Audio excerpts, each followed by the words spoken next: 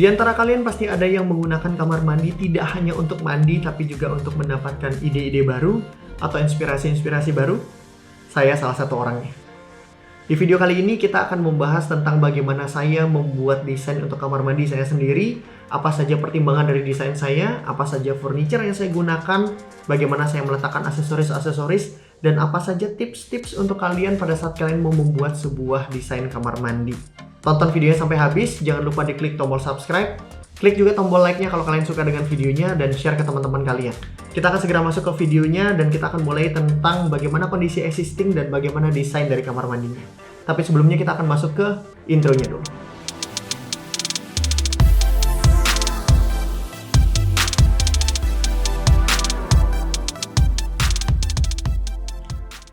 Kita akan masuk ke bagian yang pertama, yaitu bagaimana kondisi ruangan sebelumnya sampai menjadi desain sebuah kamar mandi yang baru.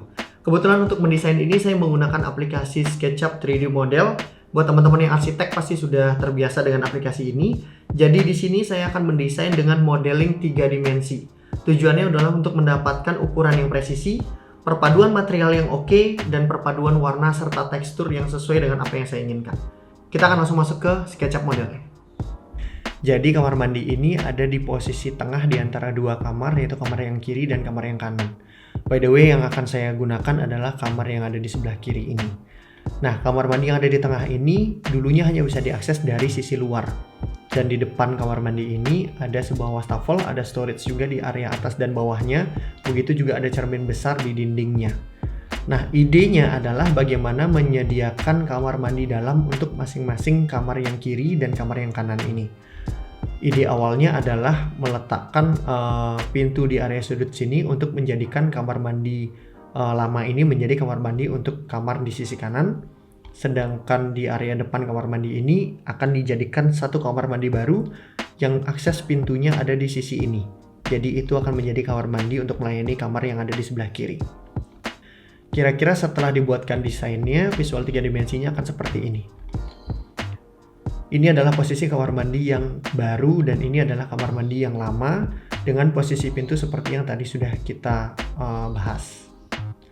Nah, untuk luasan kamar mandi yang baru, kita dapetin luasan dengan panjang 2,35 meter dan lebarnya 1,8 meter. Dinding yang ditambahkan kalau teman-teman perhatikan hanya ada di sisi sudut sini saja dan dinding untuk menutup pintu yang tadinya ada di sisi ini. Area ini digunakan granit warna putih, tujuannya adalah supaya kesannya cerah, terang, dan itu membantu untuk membuat ruangan terkesan jadi lebih luas. Begitu juga tata letaknya. Jadi kalau teman-teman perhatikan, begitu kita buka pintu, kita akan ketemu dengan satu wastafel dengan storage di bawahnya. Di atasnya akan ada sebuah shelving, dan di shelving ini akan ada dua lampu untuk kepentingan pada saat kita bercermin di area cermin yang besar ini. Peletakan cermin yang besar ini juga akan membantu membuat kesan ruangan menjadi lebih luas. Nah, sedangkan di area sini akan menjadi area khusus untuk shower area. Shower area ini akan dibatasi oleh area wastafel ini dengan menggunakan dinding dan tanggul. Tujuannya menggunakan tanggul ini adalah ketika ada genangan air di area shower tidak akan membuat lantai di area kering ini menjadi basah. Nah, sedangkan untuk pembatasnya juga menggunakan dinding dan kaca. Kenapa pilihannya adalah kaca? Karena sifatnya tembus pandang, jadi ketika kita ada di dalam area shower ini tidak akan terkesan terlalu sempit karena kita masih bisa mengakses secara visual ke area kering ini. Nah, sedangkan untuk di area shower, detailnya kita akan letakkan lantai untuk mandi itu sedikit lebih tinggi dari lantai dasarnya, yaitu sekitar 5 cm lebih tinggi. Tujuannya adalah untuk membuat area drainase atau area jalur air seperti got istilahnya. Nah, got-got ini nantinya secara estetika akan ditutupi dengan menggunakan batu warna putih. Tujuannya adalah yang pertama untuk menyaring kotoran-kotoran dan menyaring benda-benda yang tidak seharusnya masuk ke dalam pembuangan air. Begitu juga yang kedua adalah untuk menambah estetika. Yang ketiga adalah untuk menutupi level 5 cm ini. Jadi tidak terlihat seperti ada got di area sini. Nah, sebagai pembatas lainnya juga akan menggunakan wall curtain. Tujuannya wall curtain ini adalah ketika menggunakan area ini untuk mandi, sedikit banyaknya akan ada percikan-percikan air yang akan terpercik ke area kering ini.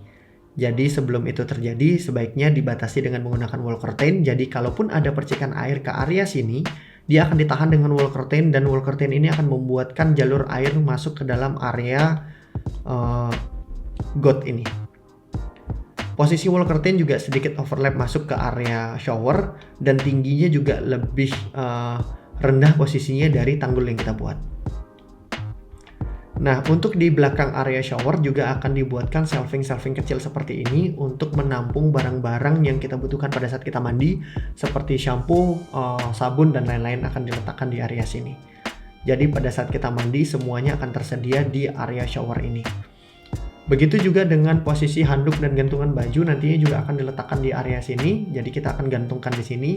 Berseberangan dengan shower, tujuannya adalah tidak basah ketika kita mandi dengan semburan shower yang mengarah ke sisi yang berlawanan, dan posisinya juga akan dibuat sedikit lebih tinggi supaya gantungannya tidak mencapai ke lantai atau tidak terkena semburan dari air shower.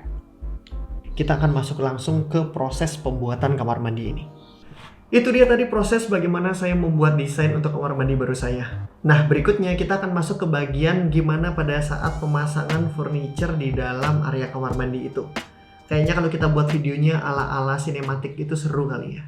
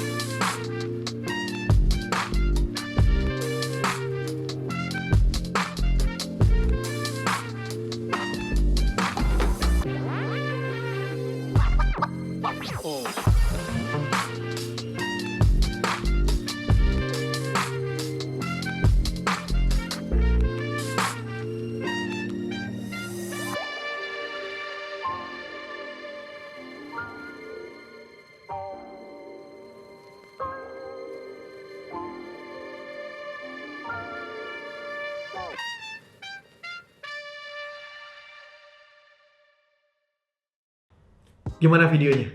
Asik nggak? Pakai ala-ala sinematik gitu. Nah, untuk berikutnya kita akan masuk ke bagian penjelasan dari masing-masing desain dan penjelasan yang lebih detail dari desain yang saya buat. Kalau kalian saya ngelihat ke arah iPad ini, berarti saya lagi ngelihat contekan saya. Yang pertama kita akan masuk ke bagian material dari kamar mandi ini. Untuk dinding itu menggunakan granit ukuran 60-60 dengan warna putih bermotif dan warna dark grey bermotif. Kalian bisa lihat di bagian mana saya menggunakan granit warna putih dan di mana saya menggunakan granit warna dark grey. Nah, untuk lantainya sendiri juga menggunakan warna granit dark grey yang sama seperti warna yang digunakan di dinding tadi. Karena memang granit dark grey ini adalah salah satu granit anti-slip yang juga layak digunakan di lantai kamar mandi yang akan cenderung basah dan cenderung licin. Untuk furniture yang saya gunakan di kamar mandi ini ada beberapa item. Yang pertama adalah wastafel kabinet. Yang kedua ada shelving, ada gantungan baju, ada gantungan handuk untuk area wastafel, ada hair dryer juga yang saya letakkan di dinding, ada organizer untuk beberapa alat-alat yang berkepentingan pada saat kita menggunakan wastafel, ada wadah tisu juga, dan ada automatic soap dispenser. Jadi ini tempat sabun tangan yang otomatis tanpa harus dipencet atau tanpa harus disentuh. Yang terakhir adalah tempat sampah.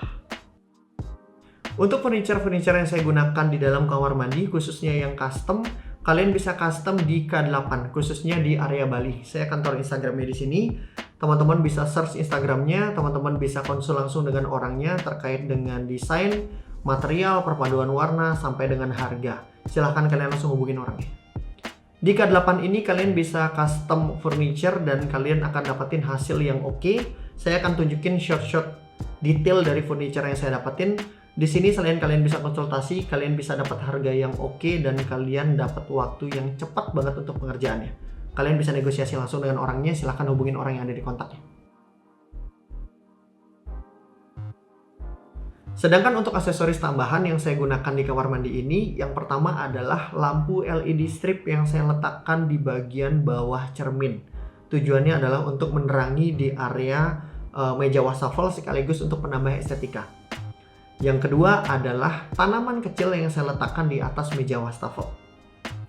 Buat kalian mungkin ini bukan hal yang penting dan mungkin akan dikesampingkan dalam sebuah desain kamar mandi.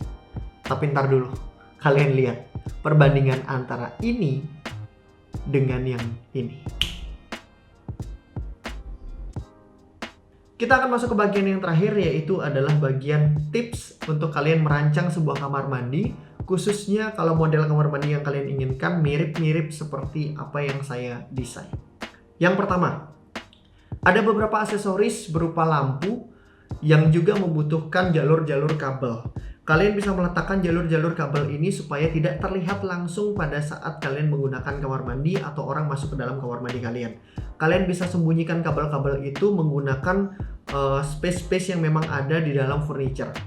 Untuk di desain saya gunakan shelving saya yang memiliki space yang lumayan besar dengan ketebalan 10 cm untuk meletakkan semua kabel-kabel dan instalasi ada di atas sana.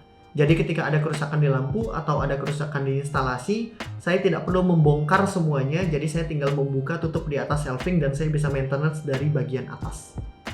Berikutnya adalah untuk pemasangan furniture. Saran saya untuk pemasangan furniture menggunakan sistem pemasangan French clip.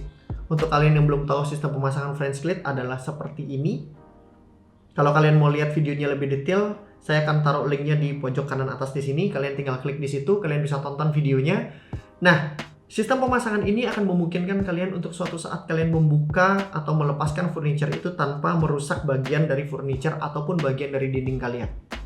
Untuk kalian yang mau membuat area kering di area kamar mandi kalian, saran saya ketika ada furniture yang terbuat dari kayu, di bagian bawahnya kalian tambahkan level lantai paling tidak 5 cm dari permukaan yang paling rendah.